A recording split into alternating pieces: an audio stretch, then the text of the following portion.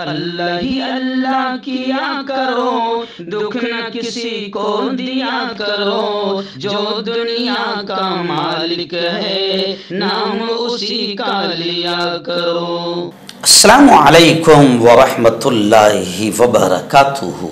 नाज़रीन, इस्तकबाल है, स्वागत है आपका viral news live studio Jalgaon, Maharashtra, India में। मैं आपका मेज़बान मुफ्ती मोहम्मद हारून नदवी। आइए प्यारे मुल्क भारत की बहुत ही ख़ास बड़ी 10 अहम ख़बरों पर नज़र डालते हैं। लेकिन सबसे पहले मैं अपील करूंगा कि जो साथी नए हैं और अभी तक इस बेबाक सच्चे चैनल से जुड़े नहीं हैं, अगर आप चाहते हो कि आपको मुल्क भारत की और पूरी दुनिया की सही और सच्ची खबरें देखने और सुनने को मिले, तो फिर आप इस चैनल से जुड़ जाइए। सब्सक्राइब कर लीजिए हमारे इस चैनल को, बेल आइकॉन घंटी के बटन को भी दबा दीजिए ताकि हमारी हर वीडियो, हर खबर आपको आपके मोबाइल पर मिल सके।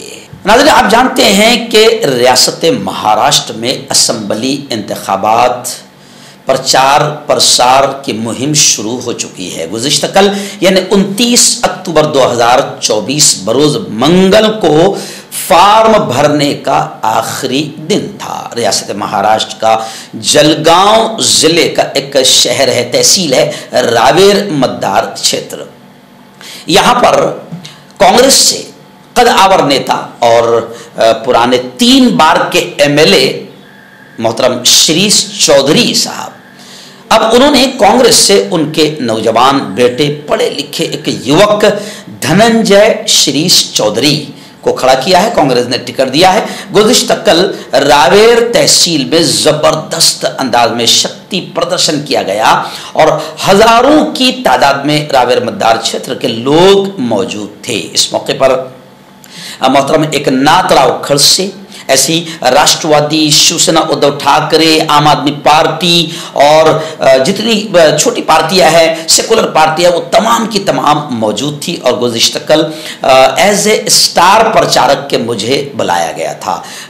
फॉर्म भरने से पहले एक मार्केट के एक ग्राउंड पर बड़ी ज़बरदस्त सभा हुई जिसमें हज़ारों लोग जमा थे और उस मौके पर हम तमाम लोगों ने बीजेपी की नापाक पॉलिसियाँ, दंगे फसाद, लड़ाना झगड़ाना, हिंदू मुस्लिम, मंदिर मस्जिद की नापाक पॉलिसियाँ, इसका खुलकर जिक्र किया और लाडली बहन के नाम पर कितना बेवकूफ़ बहनों को बनाया गया और महाराष्ट्र को बनाया गया, एक नाथराव खड़से ने खुलकर इन तमाम चीज़ों को बयान किया। फिर आखिर में मेरी तकरीर हुई और मेरी तकरीर के बाद फिर एक शानदार शक्ति प्रदर्शन हुआ और हज़ारों की तादाद में तकरीबन 2 किलोमीटर की रैली निकाली गई और बड़ी धूमधाम से धनंजय शिरीष चौधरी कांग्रेस के उम्मीदवार का परिचय नामजदगी दाखिल किया गया। आइए नाज़रीन, दूसरी बड़ी खबर इस वक्त रियासत उत्तर प्रदेश के गाजियाबाद से आ रही है। जी हाँ, ये वही गाजियाबाद डासना है जहाँ का ये खबीस मरदूद शैतान यति नरसिंहानंद स्वामी है, जो अभी जिसको मौत का डर सता रहा है और अब वो जिंदगी की भीख मांग रहा है। अभी कुछ दिनों पहले इस शैतान ने प्यारे आका हजरत मोहम्मद मुस्तफ़ा सल्लल्लाहु अलैहि वसल्लम की शान में गुस्ताखी की थी और अब रामगिरी महाराज हो या यति नरसिंहानंद हो या नीतीश राणे जो 1.5 फुटिया है बीजेपी का आमदार, ये सब के सब छुपते हुए फिर रहे हैं और अपनी जिंदगी की भीख मांग रहे हैं। खैर, उसी गाजियाबाद से एक बड़ी अजीब खबर आई। उत्तर प्रदेश में लॉ एंड ऑर्डर कानून ये समझिए कि खत्म हो गया। योगी आदित्यनाथ जब से आया है पूरे प्रदेश का अमन सुकून गारत हो गया है। खबर आ रही है कि गाजियाबाद, ये अफसोसनाक खबर है कि अदालत में जज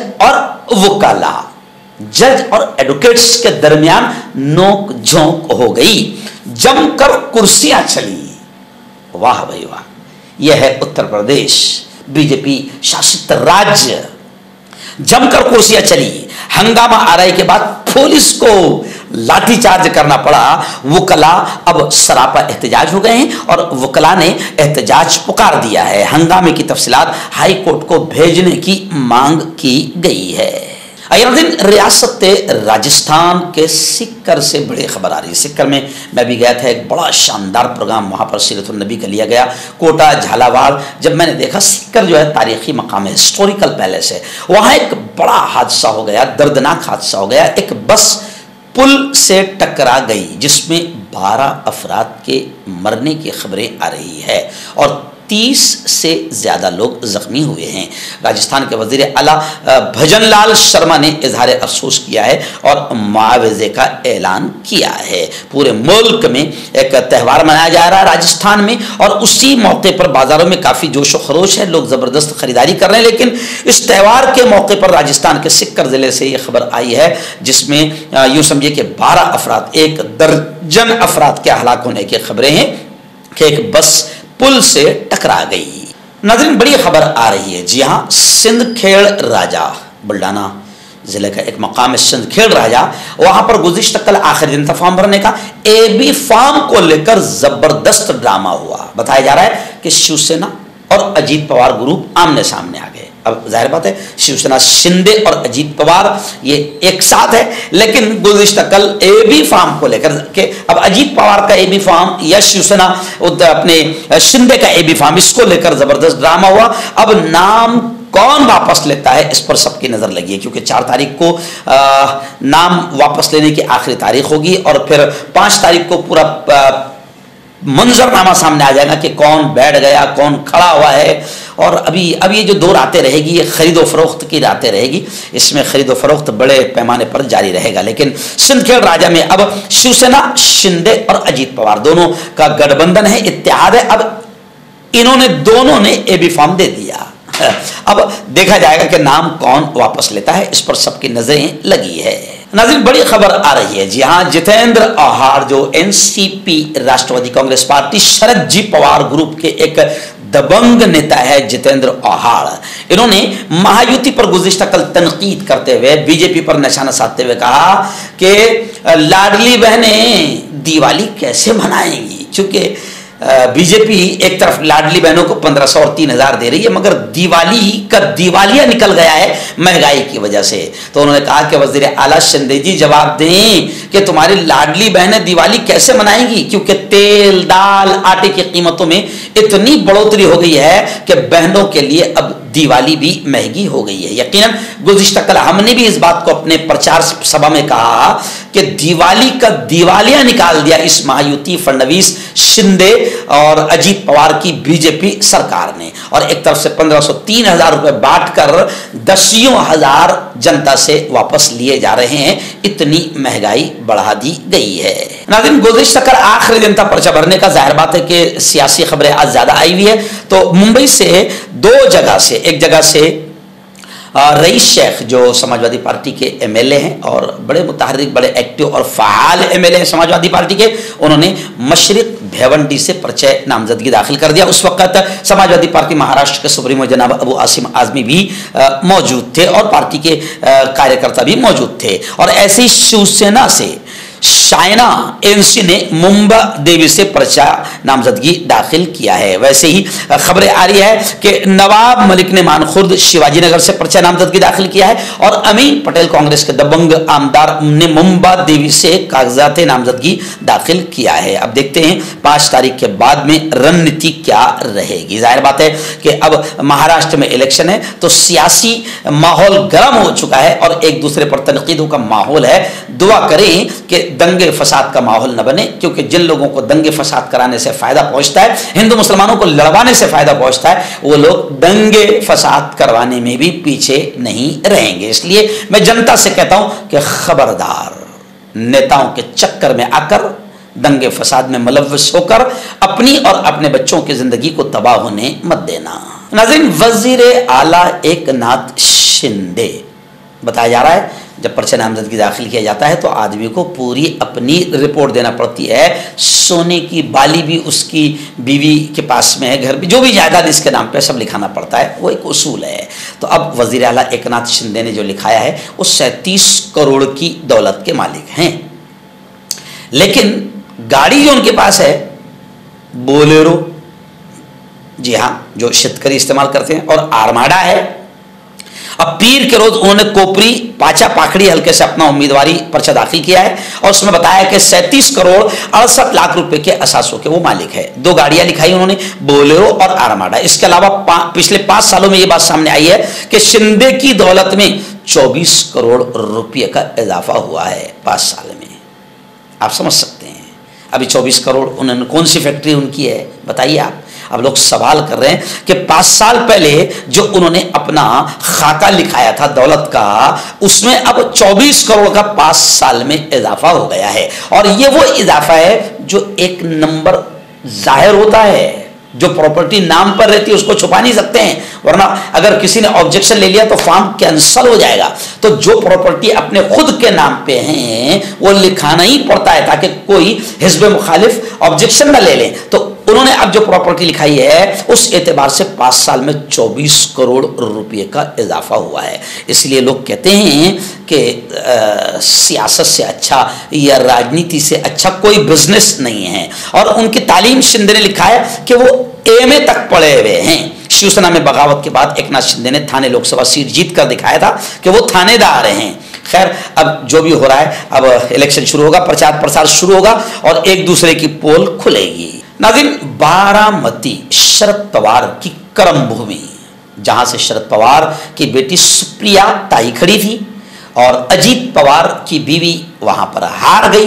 अजीत पवार ने जाहिर बात है कि अपने चचा अपने बाप से जिस तरीके से गद्दारी की तो लोगों ने उसका पूरी तरीके से रिटर्न दे दिया, बदला दे दिया। वहां पर उनकी बीवी भी सुप्रिया ताई के सामने जीत नहीं पाई। अब बारामती से अजीत पवार के खिलाफ शरद जी चंद्र पवार का पोता मैदान में उतरा है। यानी अब अजीत पवार की किस्मत भी दांव पर लगी हुई है। शरद पवार की मौजूदगी में योगेंद्र पवार ने कागजात नामजदगी दाखिल किए। यानी जिस वक्त पोता कागजात नामजदगी दाखिल कर रहा था उस वक्त शरद जी चंद्र पवार खुद मौजूद थे। तो अब सियासी माहौल गर्म हो चुका है। मुंबई में से तो खबरें आ रही कि बीजेपी में बड़े पैमाने पर बगावत का दौर है। साबिक एमपी गोपाल शेट्टी, साबिक एमएलए अनुल शाह और हसमुख गहलोत आजाद उम्मीदवार के तौर पर इलेक्शन लड़ेंगे, क्योंकि जिन उम्मीदवारों को पार्टी ने टिकट नहीं दिया है वो आजाद उम्मीदवार के तौर पर बगावत करते हुए बागी बनकर मैदान में उतरे हैं। और मुंबई में बीजेपी में बड़े पैमाने पर बगावत नजर आ रही है।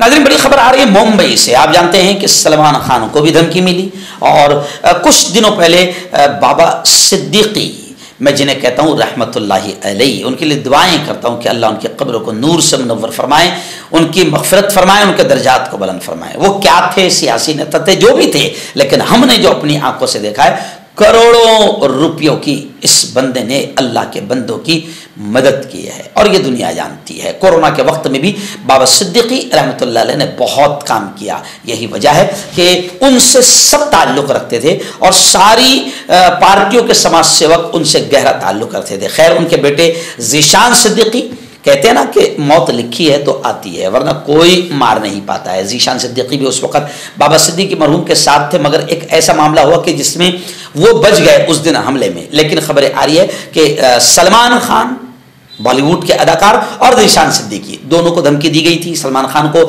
एक नाली का कीड़ा है, उसने धमकी दी थी। जब उससे पूछा गया कि सलमान खान को धमकी क्यों दी, तो कहा कि सलमान खान को धमकी इसलिए दी ताकि टीवी पर आ जाऊँगा, शोहरत मिल जाएगी। तो कुछ लोग ऐसी भी हरकत करते हैं। तो सलमान खान और ज़ीशान सिद्दीकी दोनों को धमकी देने वाला गिरफ्तार कर लिया गया है। पुलिस की टीम ने नोएडा के सेक्टर 39 से 20 साल के एक मुलजिम को पकड़कर मुंबई लाया है। मुलजिम की शनाख्त मोहम्मद तैयब के नाम से की गई है, जिसे खान के नाम से भी जाना जाता है। नाज़रीन, बड़ी खबर आ रही है। जी हाँ, तहफ़्फ़ुज़ आईन, संविधान की हिफाजत।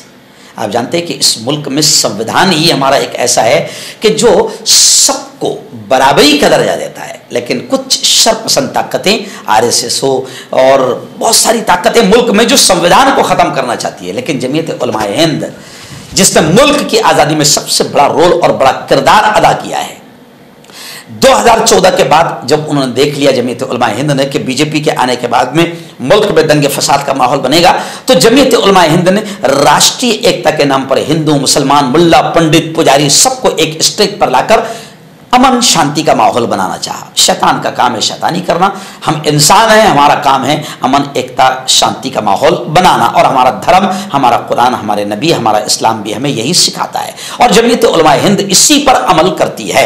अब खबरें आ रही है कि 3 नवंबर को हजरत मौलाना अरशद मदनी की अध्यक्षता में, सदारत में दिल्ली में एक बड़ी कॉन्फ्रेंस, तहफ़्फ़ुज़ आईन कॉन्फ्रेंस होने जा रही है। जिसको लेकर अब पूरे मुल्क के जितने अलग अलग स्टेट्स के जमीयत उलमा के जिम्मेदारान हैं वो मेहनतें कर रहे हैं। महाराष्ट्र से हज़रत मौलाना हलीमुल्लाह कासमी साहब और मैं खुद भी अब महाराष्ट्र का जिम्मेदार हूँ, हम लोग मेहनतों में लगे हैं। और अभी खबर आ रही कि जमीयत उलमा हरियाणा, जमीयत उलमा राजस्थान, जमीयत उलमा पंजाब यूनिट ने बाकायदा एक पोस्टर जारी किया है तहफ़्फ़ुज़ आइन कॉन्फ्रेंस के प्रचार और प्रसार को लेकर। जमीयत उलमा का मानना है कि मुल्क में जब तक संविधान ऊपर रहेगा तो शैतान कामयाब नहीं हो पाएगी, क्योंकि संविधान की वजह से हिंदू, मुस्लिम, जैन, दलित, बौद्ध, ब्राह्मण सबको अपना बराबरी का हक मिलता है। जबकि मुल्क में कुछ शैतानी ताकतें ऐसी है जो मुसलमानों को दबाकर और कुचल कर रखना चाहती है और उनसे उनके पर्सनल लॉ को छीनना चाहती है, क्योंकि हमारे दस्तूर में साफ तौर से लिखा हुआ है कि मुल्क का हर शहरी अपने धर्म पर आज़ादी के साथ अमल कर सकता है। यही वजह है कि मुसलमान भी अपने धर्म पर आज़ादी के साथ अमल कर रहे हैं, लेकिन कुछ शरीर ताकतें और कुछ शरीर पार्टियां मुसलमानों के वह हक छीनना चाहती है। लेकिन जमीयत उलमा ने तय किया है कि जैसे हमने मुल्क की आज़ादी में हिस्सा लिया था, ऐसे ही संविधान को बचाने के लिए भी हिस्सा लेंगे और कोशिश करेंगे और जंग लड़ेंगे। मर्दाना ताकत हासिल करें 72 घंटों के अंदर, वो भी जड़ी बूटियों द्वारा। हकीम याकूब खान से कांटेक्ट करें जो कि 75 सालों से हिकमत कर रहे हैं। इसके अलावा जोड़ों में दर्द, गुर्दों में पथरी, शुगर, खुजली, ल्यूकेरिया का गारंटी से इलाज किया जाता है। अभी कांटेक्ट। तो मैं हकीम जावेद, क्या आपको शुगर है या आपके बदन में दर्द रहता है, जैसे जोड़ों का दर्द, नसों का दर्द, गठिया हुआ है? इसके अलावा अगर आपको बवासीर है, खूनी वाली हो या मस्से वाली हो, और अगर आप अपनी शादीशुदा ज़िंदगी को लेकर खुश नहीं है तो आप हमें कांटेक्ट कर सकते हैं। यहाँ गारंटी के साथ जड़ी बूटी से इलाज किया जाता है। Thank you so much. Hakim Farid जो कि खानदानी देसी दवाओं से इलाज करते आ रहे हैं, जैसे मर्दाना ताकत, लिकोरिया, शुगर, बिना अंग्रेजी दवाई, बिना परहेज के खत्म हो जाती है। इसके अलावा जोड़ों का दर्द, घुटनों का दर्द, कमर दर्द, खुजली, बवासीर, खूनी व मस्से वाली, वजन कम करना, वजन बढ़ाना, तिल, मस्से, आंखों के ऊपर की चर्बी, बालों का झड़ना, बालों में कीड़ा लगना, भी कांटेक्ट।